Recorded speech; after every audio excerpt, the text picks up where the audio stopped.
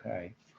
I'm sorry my Italian is so poor that I have to speak to you in English, but I did get most of Emma's very thoughtful and spoiler-filled introductory remarks. And more importantly, I want to thank her for, first of all, for being a partner to my research now for quite a few years, and always on a volunteer basis, much appreciated, but very much like an honorary team member of the Ilanot project, our in-house paleographer, and now to do me this great honor of inviting me to Ravenna to share this momentous occasion. For me, it's a little bit like having another child, but to have given birth to this big fat book, and to have this opportunity to celebrate it in a way is really something for which I'm very grateful, and a little bit intimidated, because most of the time when I speak about my work, I'm speaking to people who literally don't have the foggiest notion. They don't know the first thing about it. But when Emma put together this program and invited Professor Campanini and Professor Buzzi and Professor Lelli, I'm speaking, and of course Emma herself, but okay, we're used to being in the same space. No, I don't. I hope we don't intimidate each other too much anymore, but okay.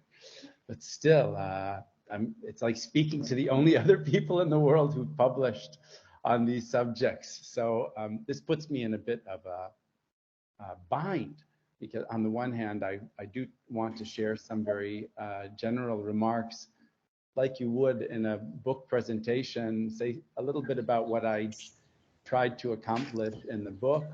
None of that will be news to any of these erudite interlocutors. But I also wanted to maybe bring something that wasn't in the book.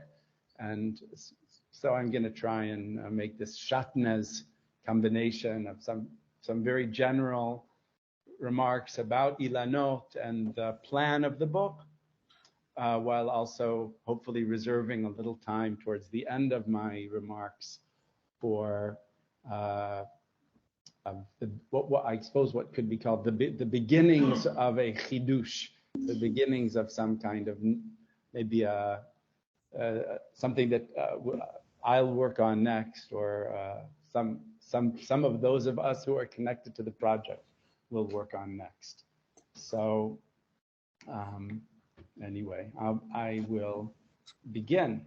So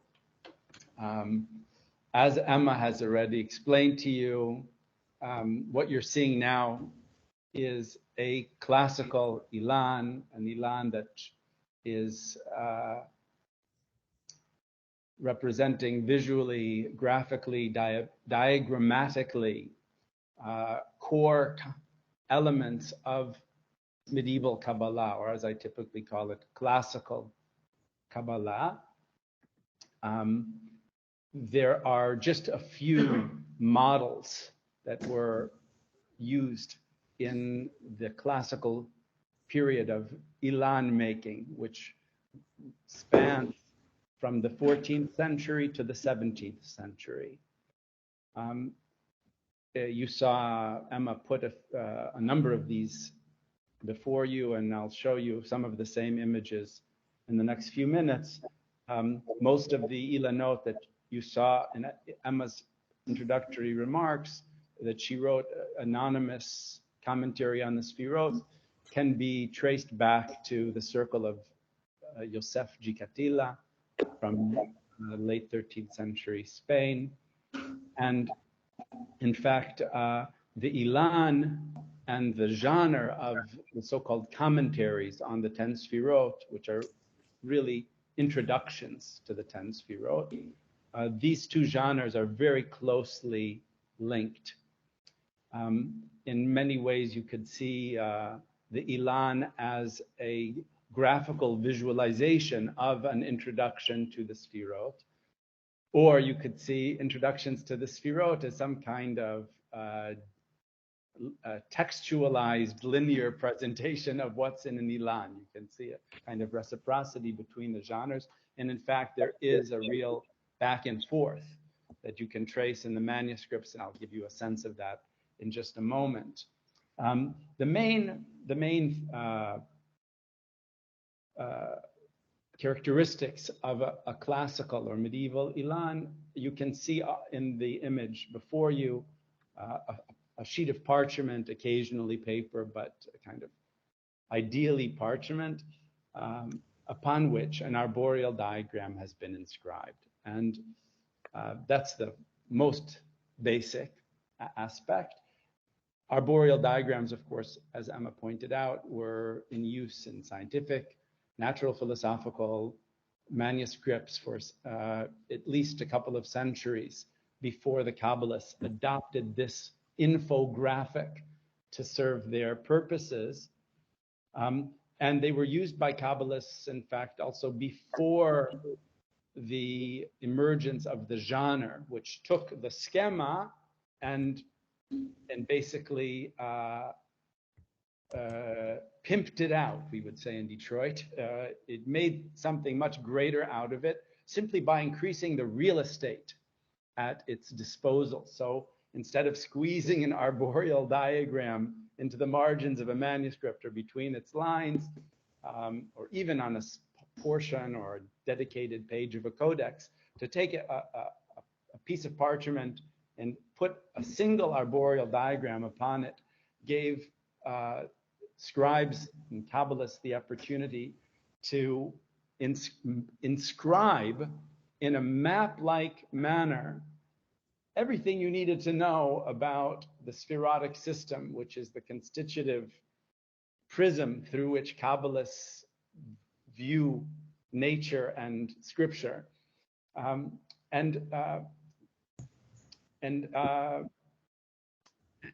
present it to the student or the contemplative. So in an image like this, you can see that each of the medallions, it has in large letters given the primary name of the Sphira, the Shem, and followed by what's called in Hebrew the Kinuyim, or appellations of the Sphira. So for Chesed, you have all of these, Chesed, love, compassion, you have all of these equivalencies that allow a person who is then exploring scripture or exploring nature, creation, to view them through the Kabbalistic prism. More information about the Spherotic system can be integrated between you'd say in adjacent spaces, relevant areas within the diagram, outside the diagram, and the channels are also exploited to fill with inscriptions that treat the networking of the Sphirot. That's the kind of internal communication. Because if all of reality is generated by this structure, then it's the dynamic movement of the divine energy within the structure that is what accounts for the diversity of the cosmos. So that's now the second image is not a Kabbalistic tree, and I put it in the presentation because one of the fundamental methodological principles that I try and stress very much at the beginning of my book, and have for a long time stressed at every opportunity, is you can't know anything about a diagram if you haven't read the text in it and around it. These are infographics, like a Venn diagram today, or a pie chart. They can be used for almost anything you can imagine. So when people see things and they say, that looks Kabbalistic to me, you must say to them, why? We're in a kind of pan-Kabbalistic era sometimes, I feel like. I see especially, I don't want to say anything bad about art historians, but I just did, who see Kabbalah everywhere. So my methodological warning is, don't presume you're seeing anything Kabbalistic just because you see a tree diagram, please. This is a diagram in a 12th century French manuscript devoted to reconciling the genealogies of Christ in different gospels. So it's not a Kabbalistic diagram at all. But of course, the Kabbalistic tree was a desirable infographic for the Kabbalists to appropriate, because it was an infographic that had no spatial connotations. It's all about the relative values of the different parts of the arboreal diagram. This is peripheral, this is central, this is peripheral, this is higher up on the causal chain or lower down on the causal chain. But if you look at a family tree and it says your mother and father are above you, it doesn't mean that in reality your mother and father were sitting on top of you, although that could happen conceivably. But as opposed to the circular, concentric circular diagrams that have a strong astronomical background and which present in a two-dimensional graphical form an image, an iconic image of the celestial spheres. When you use that to show the sphirot, someone could say to you, are you really saying that the sphirot have a spatial dimension? I thought you said that they were part of God, and you can't say that God has 10 spatial dimensions without getting into some theological trouble. So the Kabbalists could say and did say that higher in the spherotic tree, in the Kabbalistic tree, simply is a causal statement rather than a spatial statement. Okay, so that's a little bit of background. So here, maybe slightly out of order, just to show you that there's much to say actually about this manuscript, and if Fabrizio is here, Fabrizio is a good person to say more about it. But just to show you that within many Kabbalistic manuscripts, you do find little Kabbalistic trees, but they have a limited functionality. They usually, in this kind of presentation, would be illustrating something in the text, whereas in the Kabbalistic tree as a genre, there's no text to which the image is referring. It's all about the artifact as an integrated iconotext. Okay, so I spoke a moment ago also about the issue of networking and intraspherotic communication. So one of the big questions that were asked, Emma mentioned this, the kind of the Neoplatonic aspects of the Kabbalistic tree or Kabbalistic thought in general. But one of the questions that's always asked in early Kabbalistic texts is if in the Sphirot you have such different divine qualities like love and discernment or judgment, so how do they communicate? Because we're speaking about an occult dimension of reality, and the channels that exist in the occult realm, the realm hidden to the human eye, are generated by similarity, by resemblance. So this creates a kind of difficulty, a theoretical difficulty. How can there be intraspherotic communication? The answer always is because all of the sphirot exist within all of the sphirot. So love is able to communicate with judgment, because within love there is judgment, and within judgment there is love. So the love within judgment is communicating with love, and the judgment within love is communicating with judgment. Now, sometimes that is illustrated in a mechanical way.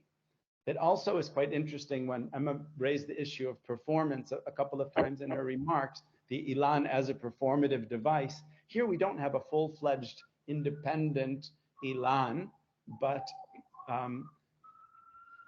a dedicated page in a codex. Nevertheless, its raison d'être is to give a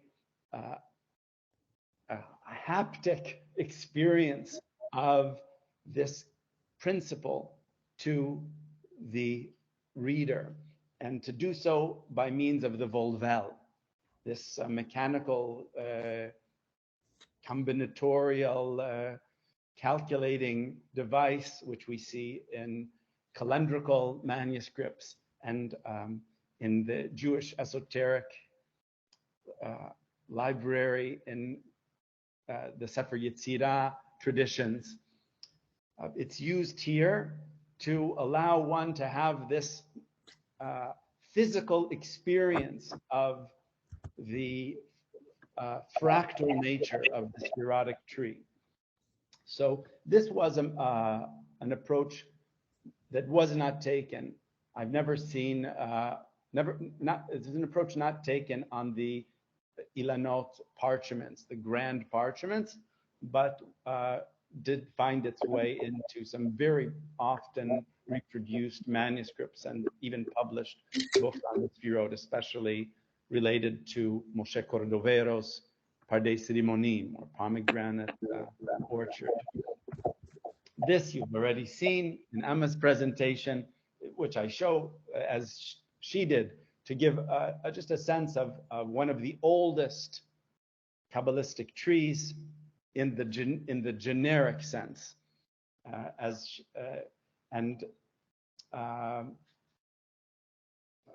okay, you heard a little bit about it. This again has a text that's one of the versions of this text are the most common in the classical Ilanot, going back to the Jikatila school, as I said before. But I'll go on and just say that as we find in other places in the Middle Ages, my dear friend and colleague Andrea Wurm, who teaches in Tübingen, is working on the timelines of Peter of Poitiers, his historical timelines. He's considered the originator of the timeline, and these historical timelines are primarily presented through the rotulus. They look on at first glance quite a bit like, actually more like the later 17th, 18th century Ilanot, more than they look like the classical Ilanot. But they also use a lot of arboreal diagrams because genealogy is central to them. But they weren't always convenient. So they were often chopped into pieces and presented as subsequent pages and codices. So there was an established practice of taking the rotulus and breaking it down or parsing it into discrete units for presentation in codex form.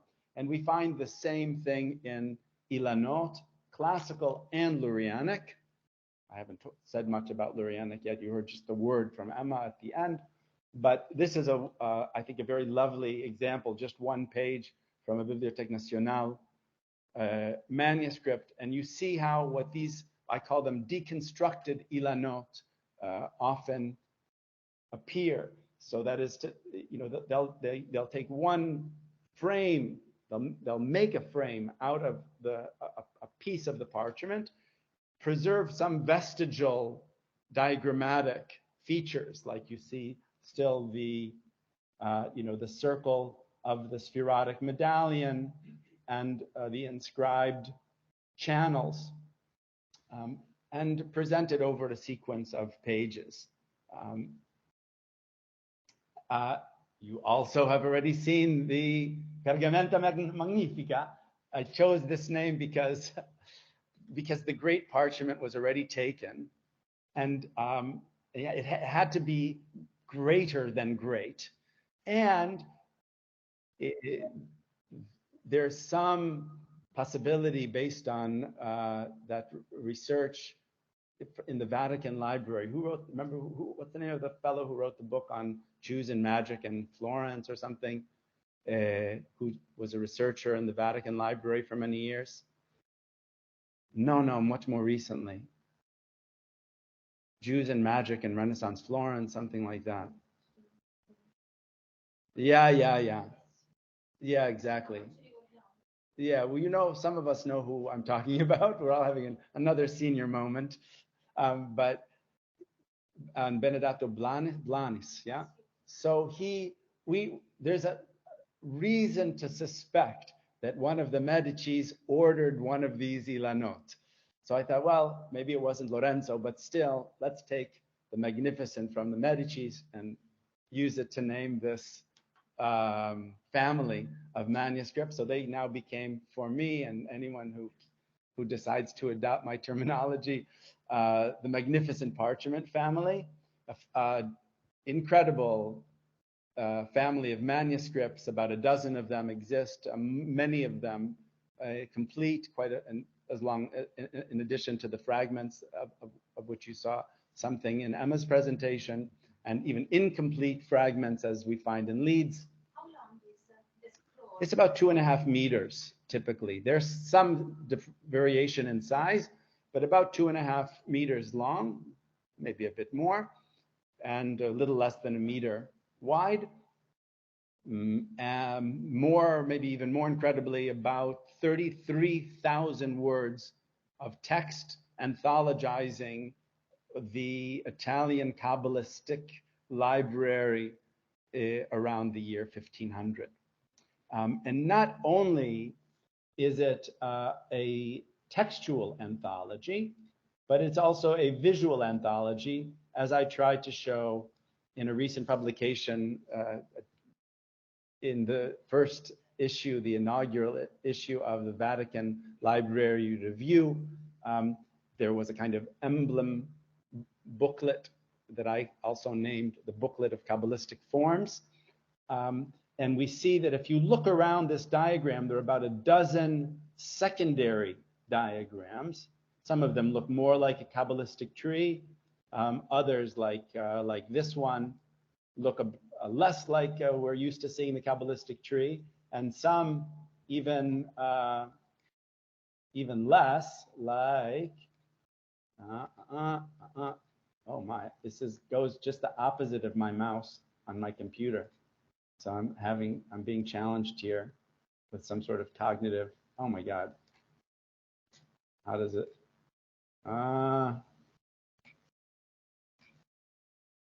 I can't do it. It's too difficult. Okay. Here. Oh man. Okay, never mind. I was trying to show you this. This is a chuppah, or a Jewish wedding canopy, that has been imagined as the structure of the 10 Sfirot. So you have all these kind of alternative visualizations of the 10 Sfirot.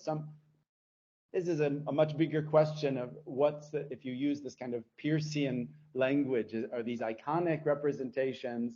What are they? What are they symbolic? What are they trying to get across, and how? But the bottom line is that this magnificent parchment family integrates the text and images of the Kabbalistic library of its age, and it's a wonderful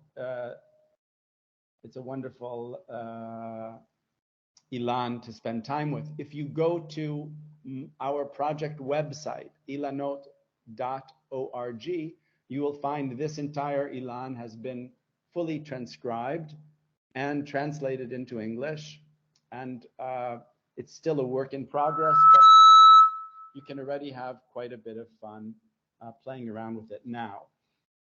Okay, I'm going to keep going because I know I don't have forever.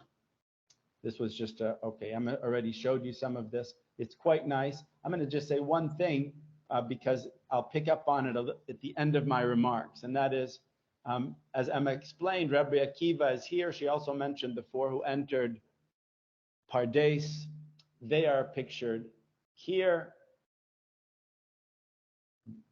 And what I didn't hear Emma say is that you have a trajectory of movement that's also articulated graphically around the zodiac, which shows the Hechalot, and Rabbi Akiva going with the accompaniment of Sandalphon holding the crown of Torah goes from the Pardes, effectively speaking, to the beast creatures, the Chayot HaKodesh, the holy beasts of Ezekiel's vision. From chapter 1 of Ezekiel, you have the bull, the eagle, the lion, and the human form. And just, again, inspired by Ezekiel, I'll point out very quickly, above them is the firmament, the icy firmament, and upon the firmament is the throne of glory, here pictured as a kind of Renaissance throne chair. And what's different about this visualization of the divine above the celestial worlds and Ezekiel's vision is that rather than seeing a human-like form sitting upon this throne, what is sitting upon the throne is the Kabbalistic tree. So the Kabbalistic tree has become a proxy, you might say, for the human image of the divine from Ezekiel. Now I go already to new lands. When you get to the late 16th century, in Kabbalistic terms, it's like going from classical physics to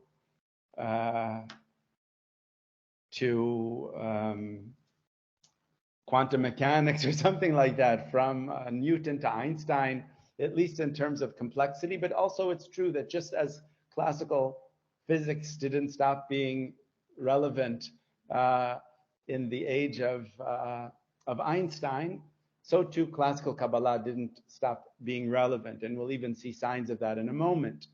But as Emma suggested, and I'll say even more with more emphasis, Lurianic Kabbalah is vastly more complex than classical Kabbalah. It's also much more focused on processes, the internal developmental processes within the world of Atzilut, within the highest of the four worlds, the so-called world of emanation. And the view of that process is that the undifferentiated infinite differentiates first with the withdrawal into itself, creating the space for successive incursions into this void. And those incursions take the form of what are known as partsufim, or divine personae, in the Lurianic system, which is inspired by the most mysterious and difficult sections of the Zohar called the Idrot.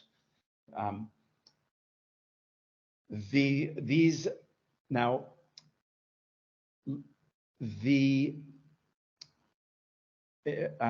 successive emergence of one divine persona after another has to be understood in terms of their interconnections, which are described as hitlabshuyot in Hebrew, are their enclothing or enrobing in their lower analogs. And this is quite a complex process that is central to the Lurianic cosmogonic vision. And so from the very beginnings of Lurianic Kabbalah, Lurianic Kabbalists have struggled with the the problem of how to visualize these interlocking divine structures and their successive emergence. And this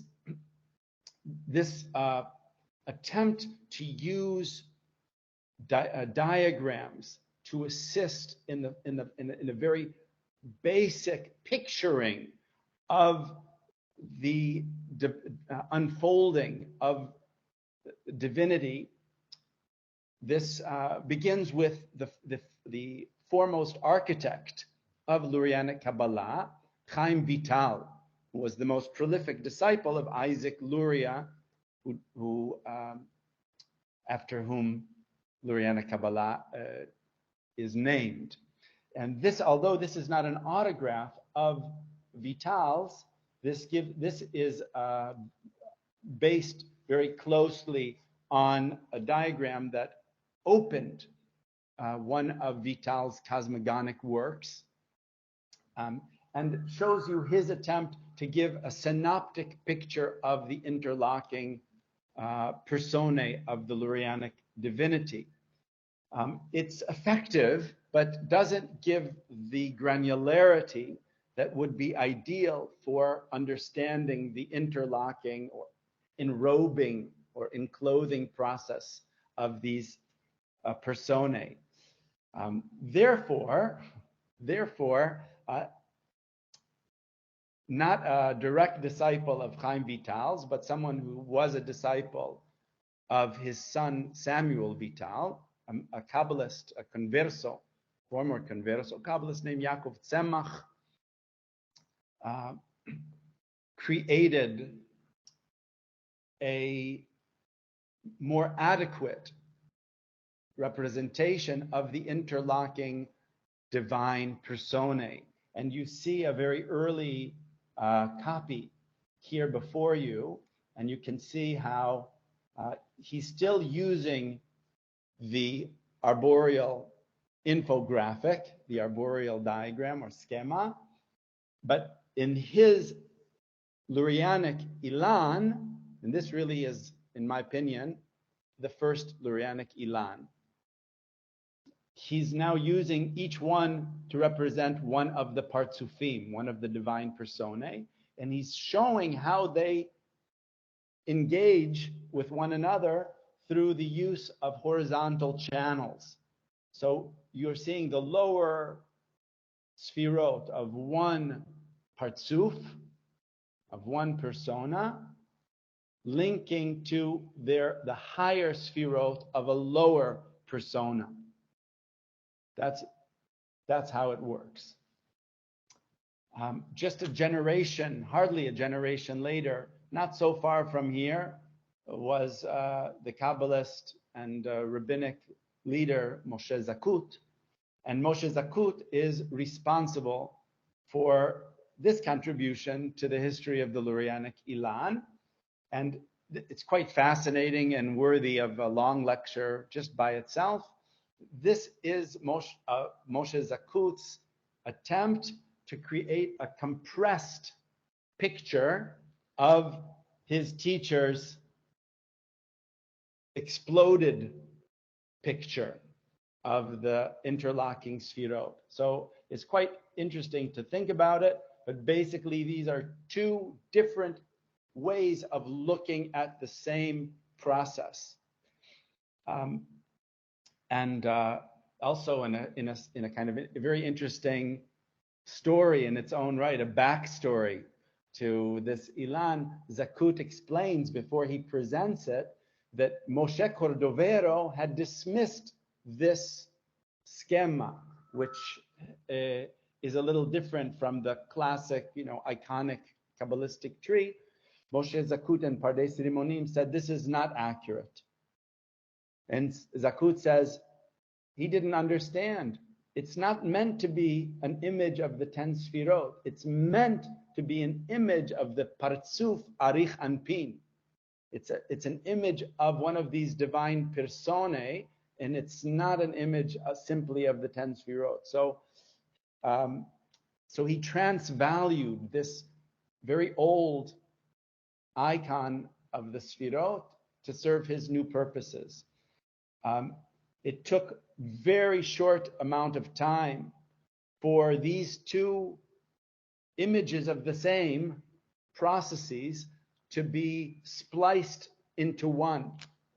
And it was in this form that they continued to be reproduced almost exclusively throughout the 18th and 19th centuries. So from the mid 17th century through today, you could say, you almost always see these two together, as you see them here on this Ilan in the Benayau collection. So, okay. Tzemach had a student who became famous, I think it's fair to say, for having redacted the version of Luria's, or the treatise of Lurianic Kabbalah called Etz Chaim, or Tree of Life, or Tree of Chaim, that it became the canonical presentation of Lurianic Kabbalah. So the most significant editor or redactor in the history of the literature, Meir Poppers, also created Ilan just a few years after his teacher Tzemach had done so. And Poppers did this around 1650 in Krakow, he says, for his students. He had a circle of students in Krakow, and he wanted to give them an even higher resolution image of the whole emanation of the Partsufim, and created this this Ilan HaPartsufim, this tree of personae that begins now. You can see it's much longer. I mean that these are not obviously true to size, but this is a much more ramified. I'm going to get in the same trouble here that I did last time, but I can't do it. I can't work with this crazy computer. It's too weird. But it's giving much, much more information, and some of it is also, some of it is in tabular form. In any case, what I want to tell you about this? What's the one message to take home?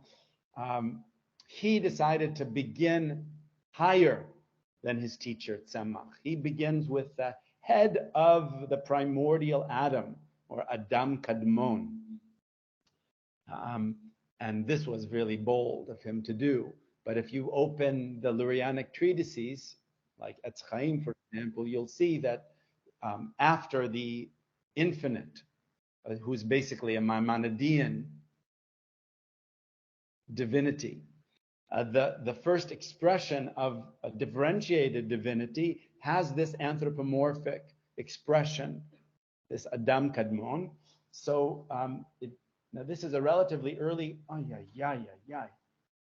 a relatively early copy of just the Poppers Ilan by itself, but it does give a very schematic impression of a head, the head of Adam Kadmon.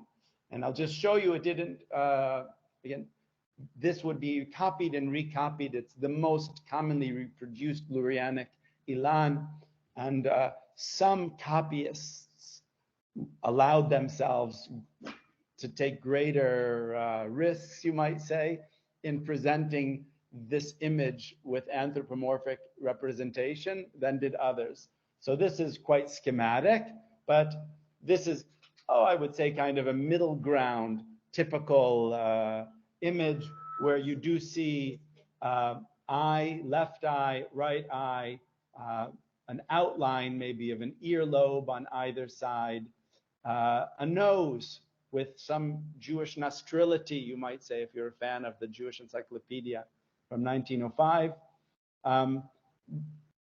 This from the Trinity Scroll in Cambridge, you see someone has decided to leave less to the imagination, and you have, of course, no difficulty whatsoever seeing the facial parts. These are critical to the Lurianic presentation because each of these orifices, each hole in the face is a point out of which a different form of primordial light flows forth. and also these different sections of the brain using language that is uniquely associated with Meir Poppers. That's actually, from a philological point of view, the most compelling evidence for the involvement of Poppers in the designing of this Ilan. Okay.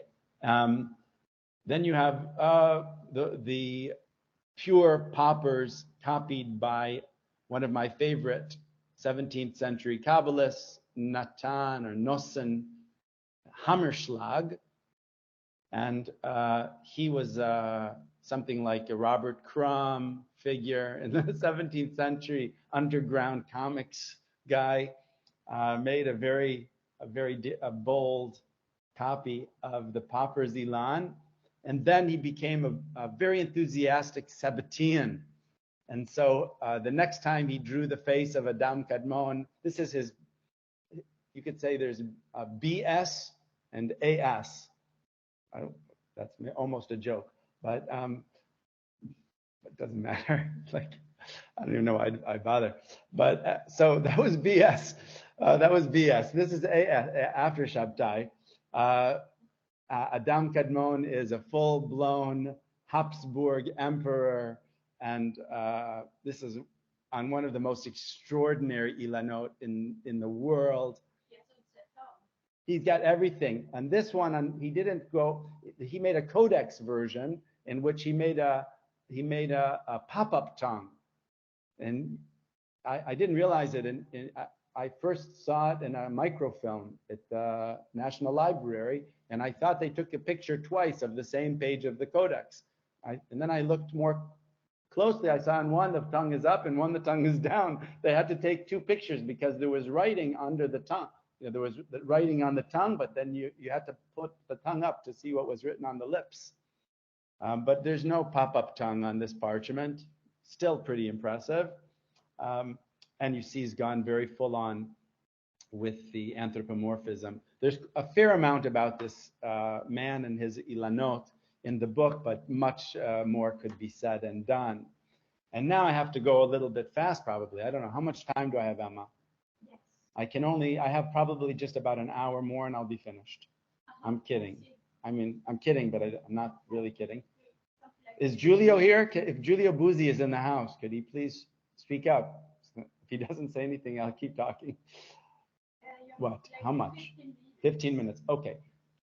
Impossible. So I'll just do this. Now I want to this is something, again, like maybe I'll help you if you ever read the book. Now you heard the author explain it clearly.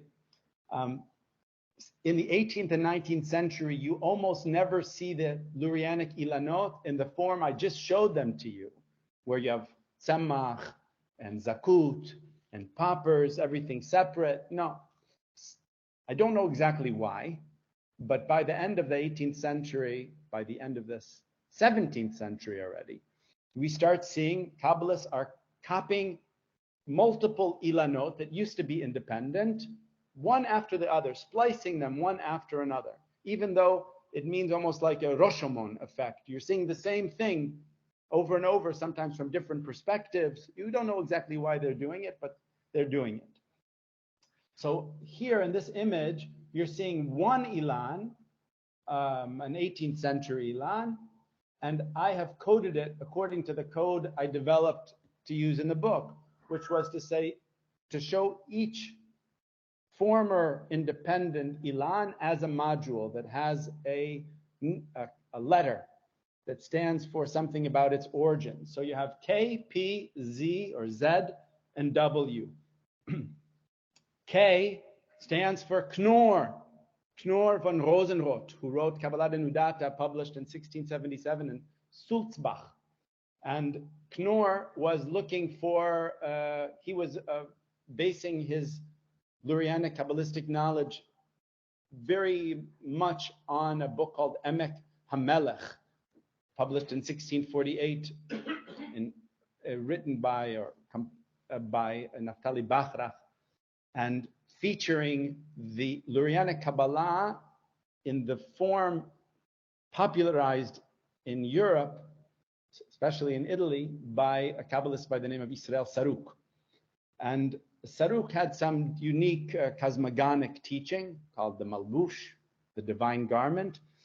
And Knorr thought it was very important, but he couldn't find it in the existing Lurianic Ilanot. Why? Because Tzemach wasn't a Sarukian Kabbalist, and Poppers wasn't a Sarukian Kabbalist, and Zakut wasn't a Sarukian Kabbalist. So he made his own Sarukian Ilan and included it as figures 8 through 12 of his apparatus devoted to providing Lurianic Ilanot to his Latin Kabbalistic readership. This found its way into Jewish Kabbalistic Ilanot and became one of the most popular openings to the compound Lurianic Ilanot of the 18th and 19th centuries. This opening frame, I'll show you now, this is how it is in Knorr. And in my book and in a German article that I published a few years ago, I explain in some detail how I know that Knorr's is the original and that the Jewish copies are derivative. And here, just to show you, he basically says himself in English that this tree was taken from Emek HaMelech, and he explains exactly where it's derived from. Only he knows this because he's responsible for it. Then P is poppers. You've seen it already, right? That's this. Then Z is very useful. I can say both Tzemach and Zakut. They're always together, so I could have made ZZ. But that's it. This you've seen before too, right here. And then W, these are the lower worlds. The lower worlds in the Lurianic Ilanot are presented using the arboreal diagram still, but each time, each world has the textual content filling the medallions that's appropriate to that world. Okay, obviously, I don't have time to explain it more than that. This is a William Gross manuscript, and it's mostly interesting and important and famous even because it, in addition to being a nice looking Ilan, became the source for the first printed version of a Lurianic Ilan that came out in Warsaw in 1864, which I'll show you in a second. But this is now what you're seeing primarily in front of you is a kind of unicum produced in 17th century, 18th century, 1730s, Amsterdam by a man named Yosef Gabbai ibn Siprut. And it's a fascinating attempt to integrate the linear tree presentation that you've just seen in the last few Ilanot with a circular model that's also found in Lurianic treatises, but never put together. So it's the integration and the juxtaposition of these images that's so extraordinary here. So here, for example, just to show you again, you've seen this image. Here it is it is a size of a euro. Inside this parchment, he's squeezed in that entire frame from the Tzemach. Basically, you can say the whole Tzemach Ilan here is the size of a euro. Really fascinating. This is one of the most beautiful. It also deserves a presentation of its own. A unicum in the Gross collection as well, also devoted to presenting an image, a diagrammatic image of the Sarukian cosmogonic sequence. You could say it's an alternative to the Knorr presentation, presents the same ideas with a different and quite breathtaking calligraphic visualization, as you can see, including also the reappropriation and leveraging of a very old Kabbalistic image, the nested acrostics of the 10 Sfirot. They are given a new life in the Sarukian tradition. Again, a lecture in itself. As Emma pointed out, in the late 19th century, for the first time, Jews began making Ilanot as amulets. And so that's kind of an interesting story. This is the story of the printing of Ilanot. Towards the end of the book, I go into this affair. You're seeing on the left the Ilan of 1863, Warsaw, based on the Gross manuscript, and next to it is the boulderized version of the 1893 second edition, which eliminated any hint of anthropomorphism. And now I wanted to give you, this is like an homage to my friend, really should be to both of you, I think, fairly enough. You were quite involved also in that great parchment, to make an understatement of the year. Not an understatement of the year, okay. But so Professor Buzzi and Campanini were involved in the publication of the great parchment some years ago. And one of the, you could say the disappointments, it's a strong word, a disappointment of the time was that they had a number of manuscripts that contained the text, but as you can see here, they didn't have an Ilan preserving it that they could share with the reader. All they could share at the time was a very hurried sketch made by a scribe that was within a Parma manuscript that didn't even have the text. Was just a schematic presentation of the diagrammatics of the parchment without all of the text that they provided in that edition. And this is in fact the text that is found in the Munich manuscript, which is one of the manuscripts upon which they based their edition, but not the one in which the schematic figure of the great parchment was found.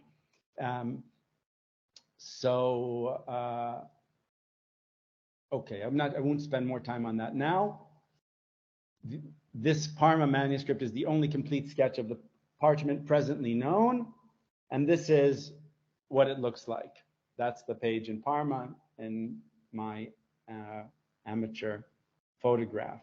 So not so well, soon after I got into this subject, which was after Professors Buzzi and Campanini by a few years, I began studying the Hepburn copy of an Ilan found in Oxford.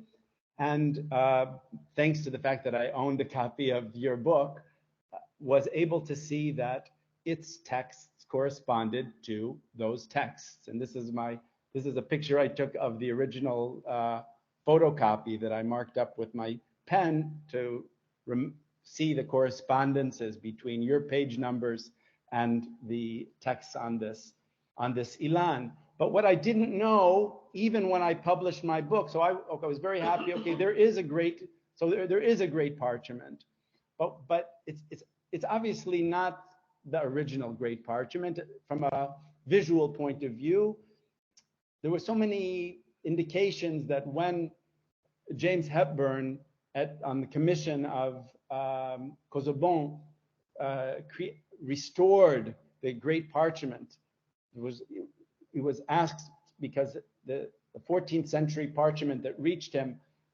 had gone through Egidio di Viterbo and I think Caterina di Medici, and then come to Paris. It was in terrible condition and he couldn't read it. But when Hepburn restored it and made this new copy, he clearly took some liberties, if not so much with the text, at least with decoration. And also, if you compare these two, okay, also this is just a typical Ilan. Everything you have to be typico, like here. This is just what you expect, but this is pretty weird. This schematic rendering in the Parma isn't anything like the Hepburn. So this, I don't even go into this in the book. I'm already now towards the end of my remarks. This is just about like something new for today. So So obviously some liberties were taken. But I didn't know exactly what liberties, other than just, okay, what you can see with your plain eye. About 2 weeks ago, I got an email from the new Semitic languages librarian at the University of Uppsala Library. Well, maybe a little more than 2 weeks ago. My sense of time is a bit distorted, but I haven't had time to deal with it yet, because I think 2 weeks ago I was still in America running around. In any case, okay, I showed you this already. This is another magnificent parchment. Hip hip hooray, it's a really nice one, a very luxurious one with gold leaf and beautiful pigmentation, pigments used, greens and blues. They didn't survive the centuries so well, but still, you could see it was quite a serious investment. What's in a beautiful zodiac? What's really new about this new magnificent parchment is that on the bottom it has 2 more ilanot. On the left, it has a kind of Jikatila school ilan. But what is this on the right? But a real great parchment that preserves not only the text, but also the schematic qualities of that Parma sketch. So this is a bit hard to show, but you can look through it and start seeing the parallels. One of the most interesting things, though, I want to say more than just the fact that it has some structure, it has the structural affinity, but you can learn more from looking carefully. Within Malchut, for example, you see quite clearly that Malchut is surrounded by additional texts that are part of a structure that is actually numbered with Hebrew letters, Aleph, Bet, Gimel, Daled, Hey, Vav, Zayin, Chet, and Tet. And there's some kind of a ladder here going up to Malchut. You can see that there's a kind of primary term that's in a block, and under it, a secondary term. Now, let's have a look. This is the Parma sketch. Aleph, Bet, Gimel, Daled, Hey, Vav, Zayin, Chet, Tet. Here you can see better the Yud. Malchut with the text under it, and even, can I move this? Or I can't move that? No. Okay, doesn't matter. And a text here. Maybe some of you can read it already. I'll share it with you in just one moment. Oops, what happened?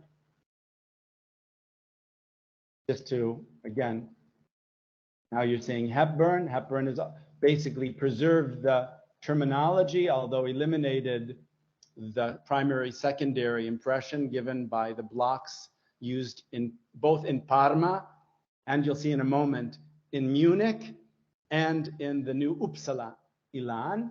There's nothing inscribed on the latter, maybe because the unreadable copy that he was trying to reconstruct was so unreadable that he wasn't able to reproduce the text. Why do I think that's likely? I think that he didn't even have any idea what these Hebrew letters were that were next to the 10 appellations surrounding Malchut, because he has made some kind of gibberish here on the side. He knew that there was something there, but he couldn't quite figure out what it was. So you can see he was a good Hebraist, but he had no idea what these were. But what these were Aleph through Yud, enumerated Sephirotic appellations. Here is the image preserved in the Munich manuscript, which doesn't give you the full image that you had in Parma, but this is at least showing, this is the same scribe who wrote, I showed you a moment ago, and Giulio and Saverio quoted, who said, I found this in an Ilan, but I'm not copying the picture of the Ilan, just the text. But he still put this there to show you the structure of Malchut, the lowest Sphira. And here you see very clearly, Aleph, Bet, Gimel, Daled, Hey, you see everything. And in this is the ladder in Munich. Ben Tavin, understand in an emphatic sense. Bisodan ale besulam madrega achar madrega.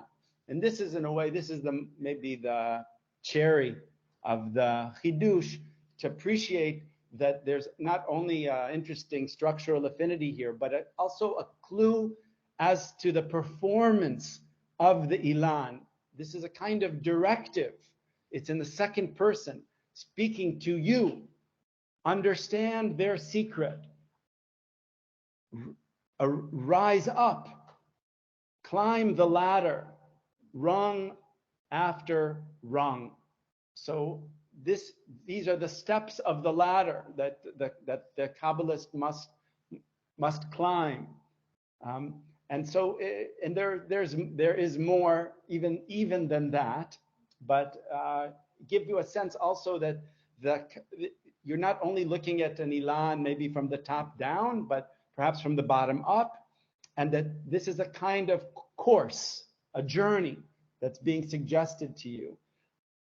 It also is very important because these letters and categories correspond to the text in the Great Parchment, and they're numbered here, meaning that from this enumeration, we can have a new sense of what the order of reading might have originally been intended to be in the Great Parchment, something that you write about in the introduction to your book. What should be the order of these weird paragraphs? Should they be lined up like the typical order of the 10 Sfirot, or is something else going on here? And now it seems more clear than ever that we don't just have another commentary on the 10 Sfirot, from Keter to Chokhmah to Binah. No, this is a journey of a different kind. It's going to different places, and it's not about an introduction to the Sfirot. It's a journey through the Sfirot, or something else. We need to shift our perception of what's possible to present through the medium of the classical ilan, thanks to this viewpoint given in this ilan.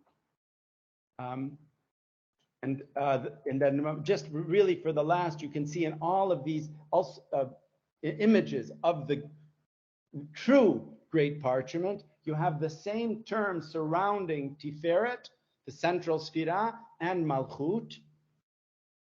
And in fact, that same Munich copyist explains, just above where he explains why he didn't copy the picture, that he has that the original parchment includes the same 10 names around Tiferet to teach that Tiferet includes all 10, just as does Atara or Malchut. And that Atara and Malchut are basically reciprocal mirror images, one of the other. So you even have an explanation of that. Okay, that's the same text as that. And here only I put, this was just an attempt to show with a video the fact that the Uppsala Great Parchment and the schematic rendering in Parma are very, very closely related one to another. These weird things in Parma, you don't know what they were exactly doing. Now, all of a sudden, you can compare them one next to the other and see how really we do finally have a good, great parchment, or great parchment. I would say also, I promise this is my last sentence just about, there's still so much that we don't understand about many ilanot, but about this great parchment in particular. We can see it's not like our usual arboreal diagram. It has many unusual features in its construction and the way these pieces are connected to each other. These are things we don't see anywhere else. What do they mean? I don't know yet, which means that even though I'd like to say my work is done, I wrote the book, I can now retire, go to wherever I'm going, there's still more to be done, and I don't necessarily have to be the one to do it, right? It says in Pirkei Avot, you don't have to finish the work. But I am excited that already before the publication of the work, and I think now, I'm hoping now after the publication of the work, that people will appreciate that this really is a growth field in Jewish studies and in Kabbalah research in particular, and that people will come with their interest and expertise and make the contributions that only they can make. And we'll see in a moment how Professor Campanini brings his erudition to a whole realm that I couldn't even begin to touch. And now what you're seeing in the video behind me is that ilanot.org website that's a work in progress, but that you can look at already today. And here I'm just showing you some of the things connecting, for example, the names around Tiferet with the text. And actually in Hepburn's version, usually the connections are made through the use of bold letters on the texts that are scattered around the parchment. So thank you so much. Thank you, Emma and Saverio and everyone here and at home. And look forward to learning from your presentation now. Thanks. Thank you. Thank you.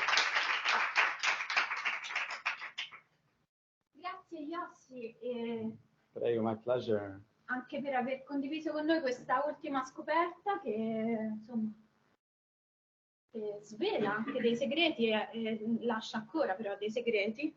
Prima di cosa facciamo? Facciamo subito lasciamo il tempo per qualche domanda o lo facciamo dopo? Lasciamo un attimo se ci sono delle domande qui che vengono dal pubblico, se ci sono delle domande o io ho una domanda per esempio. Also Fabrizio is there. E poi ci sono delle domande che forse Vadim vengono da casa. And Eliezer is there. Ci sono tantissime persone. Wow.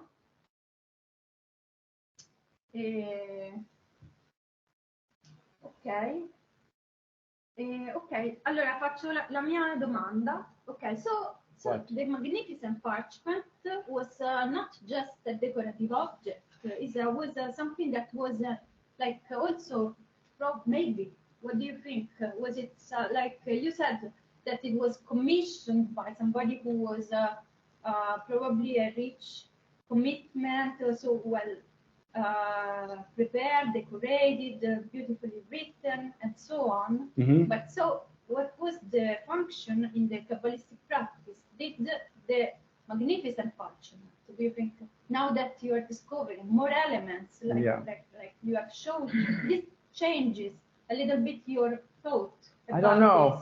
this? I don't think there is one answer. Everyone can see on the screen. I don't know if everyone sees the same screen same screen I see. But Eliezer Baumgarten is one of the squares we're seeing here. And although I mentioned his name in the beginning, and I don't know if it was there in the beginning, I should have mentioned it again towards the end, as well as the name of Uri Safrai. Both of whom were on Zoom with me in the last couple of days to work on this great parchment analysis, and I couldn't have done it. I couldn't do anything without them, but certainly the little chidush with which I tried to end my presentation today was very much indebted to their work on these manuscripts before and for years already. So, and Emma, and so thank you, Eliezer, and I don't know if Uri's watching, but tell him I thank him also. Emma, I don't think that there's an easy answer to your question. I mean, my impression with the magnificent parchment is that it's almost impossible to imagine studying it. It's more easy for me to imagine it being a kind of talismanic object than a real way of learning Kabbalah or even practicing Kabbalah. It's a kind of totalizing representation of the divine as understood in Kabbalistic texts and images in its time. I don't even know how you would approach. So maybe like in a table like this, yeah, the master could be, but like, you know, in our digital edition, we have set up, mostly again thanks to Eliezer and Uri, what would be a sensible order of reading. But it's not even just sensible, but what sometimes one text is broken into two. In one place, it begins here but continues over here. How are you supposed to find it? How are you supposed to do a normal person to deal with this chaos? I mean, I guess maybe they managed to figure it out, but it's now also you could say many of them show the signs of luxury manuscripts, which to me is corrupt texts, meaning copied by people who didn't know what they were copying, didn't understand what they were copying. The best ones look the worst. So the best text so far that we found is in the British Library, which is a copy made in the middle of the 16th century by David Darshan when he was visiting Modena. And he was a good Kabbalist, serious scribe, and he has very, I don't know if to say, either he uncorrupted the text, either he corrected from a bad manuscript, or he was still working from a good source. But it's almost one-to-one. The more beautiful the manuscript, the more beautiful it is decorated, the more gold leaf, the worse the texts are going to be. So, I mean, when you have a text when you have a scroll that's so gorgeous and full of gold and pigments of every kind, and the texts are so faulty, you can, to me, only imagine that it was for a collector who thought it would be something beautiful and hopefully talismanically beneficial to own. So keeping this in your home is it's not an amulet, but a work of art, but also a kind of talismanic work of art. Because again, if you go back to the principle of resemblance, it is an image of the divine, and it has that intrinsic capacity to make present that which it shows, that which it pictures. So obviously, whoever made the Uppsala magnificent parchment in this maybe this kind of totalizing mentality also knew that there were other classical ilanot in circulation, and why not? In a way, it's the closest thing to the Lurianic model of the modular ilan. Let's put them all together, put them all in one place, put them all in one artifact.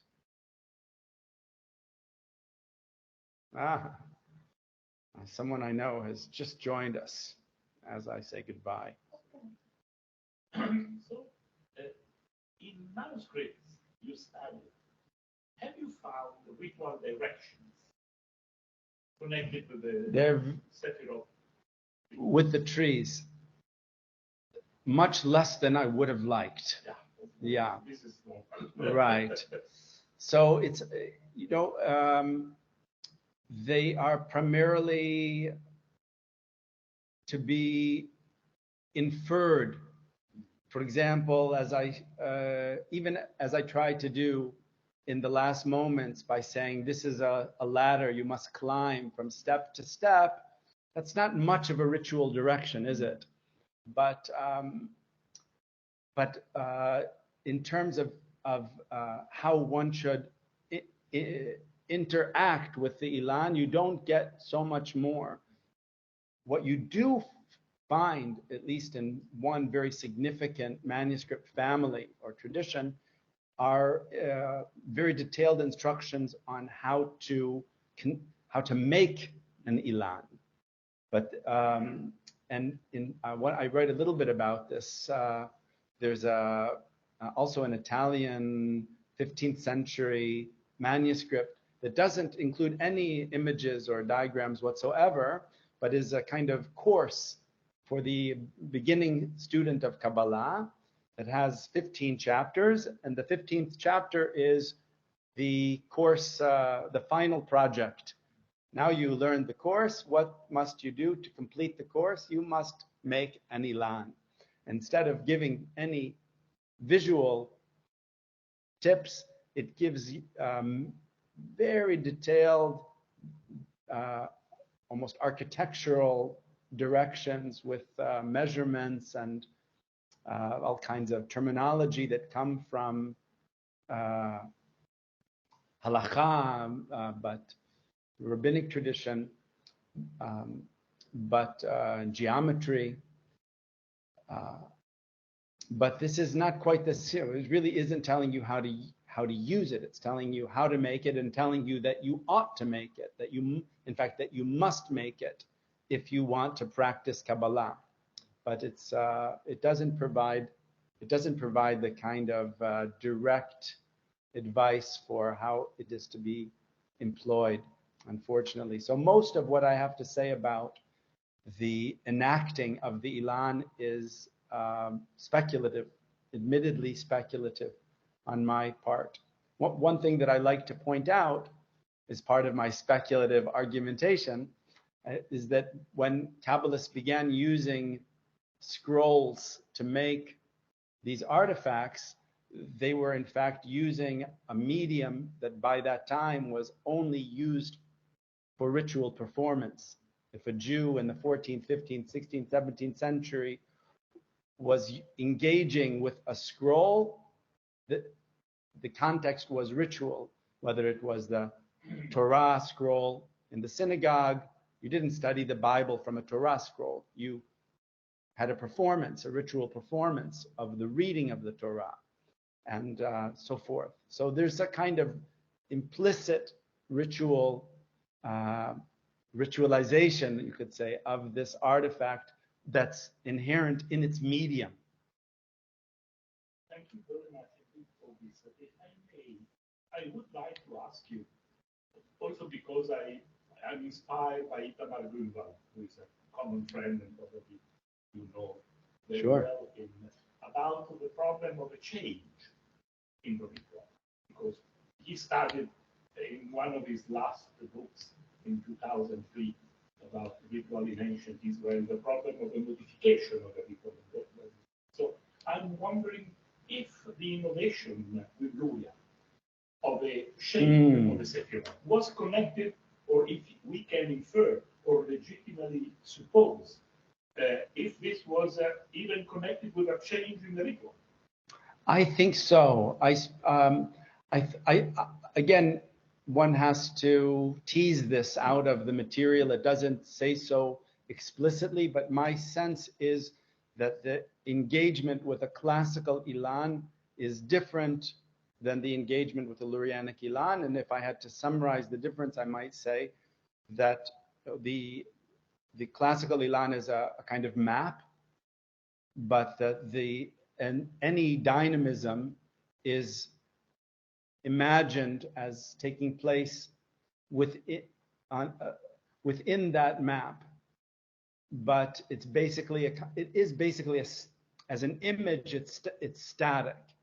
So I don't feel so much that that it's meaningful to speak about scrolling through a classical Ilan. And in fact, as Emma already showed in her PowerPoint, some of the earliest ones were folded and not scrolled. There isn't a sense of scrolling as a ritual and not just as a storage possibility. With the Lurianic rotuli, it seems they are timelines. So if there's still some map-like element, I feel that the performance of a Lurianic Ilan is the mimetic unfolding or the mimetic unscrolling of the chain of being that's described by Lurianic cosmology. So when the devotee or the practitioner is engaging or performing the scroll, they are imaginatively participating in the in the processes that are visualized on the parchment. Ok, se non ci sono altre domande, io darei la parola a Saverio perché il tempo sta correndo molto velocemente, quindi ringrazio tantissimo ancora Yossi. Thank you. Grazie.